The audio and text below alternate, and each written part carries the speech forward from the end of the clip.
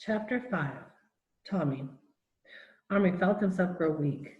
What an idiot he'd been, not to have realized that the man, and not just the medical bag, would be changed. Or had he? After all, what did he need more than just a bandage of the right size for the Indian? Someone of the right size to put it on. And unless he was sadly mistaken, that was just what was waiting inside the magic cupboard. He unlocked the door. Yes, there he was, pink-cheeked, tousle-headed under his army cap, his uniform creased and his mud-spattered and blood-stained, looking angry, frightened, and bewildered. He rubbed his eyes with a free hand. Praise be it for a bit of daylight anyway, he said. What the? And he opened his eyes and saw Omri.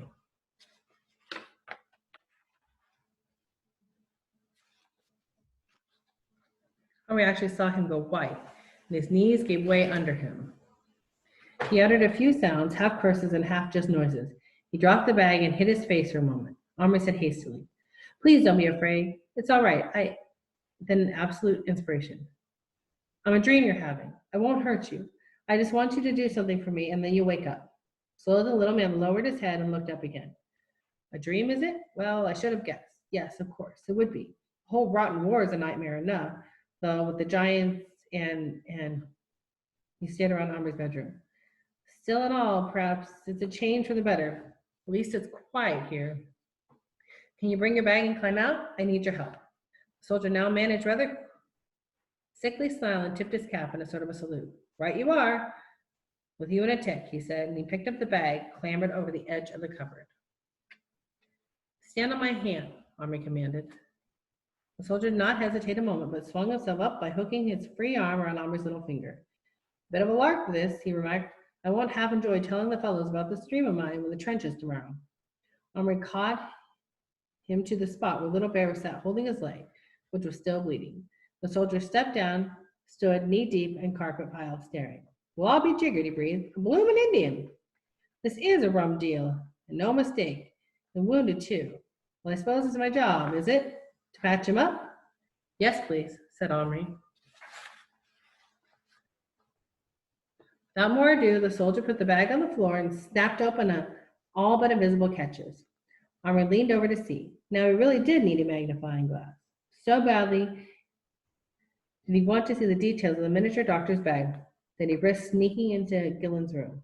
Gillen always slept late, and anyway, it wasn't 7 o'clock yet, and pinching him from a secret door.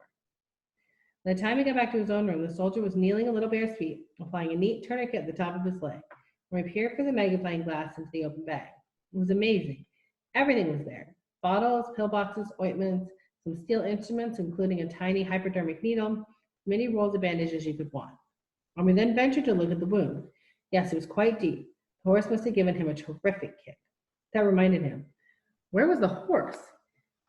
He looked around in fright. But soon he saw it, trying forlorn to eat the carpet. I must get some grass, said Omri, meanwhile offering it a small piece of stale bread, which it ate gratefully, and then some water in a tin lid. It was odd how the horse was not frightened of him. Perhaps it could see him very well. There now, he'll do, said the soldier, getting up. Omri looked at the Indian's leg through his magnifying glass. The wound was bandaged beautifully. Even Little Bear was examining it with obvious approval. Thank you very much, said Omri. Would you like to wake up now? Might as well, I suppose. Not that there's much to look forward to except mud and rats and German shells coming over. Still, gotta win the war, haven't we? Can't desert, even into a dream, not for long. That is duty calls and all that, eh? Omri gently picked him up and put him in the cupboard. Goodbye, he said. Perhaps sometime you could dream me again. A pleasure, said the soldier cheerfully. Tommy Atkins at your service. Any night except when there's an attack on us. None of us get any sleep to speak of then. And he gave Omri a smart salute. Regretfully, Omri shut and locked the door. He was tempted to keep the soldier, but it was too complicated just now. Anyway, he could always bring him back to life again if he liked. A moment or two later, he opened the door again to check. There was the orderly, bag in hand, standing just as Omri had last seen him, at the salute, only now he was plastic again. Little Bear was calmly pulling on his blood-stained leggings. Good magic, he remarked. Leg feel good. Little Bear, what will you do all day while I'm in school? You bring bark of tree. Little Bear make a longhouse. What's that? Iroquois house. Need earth, stick, posts in. Earth, posts, bark. Not forget food, weapons, tools, posts, water, fire.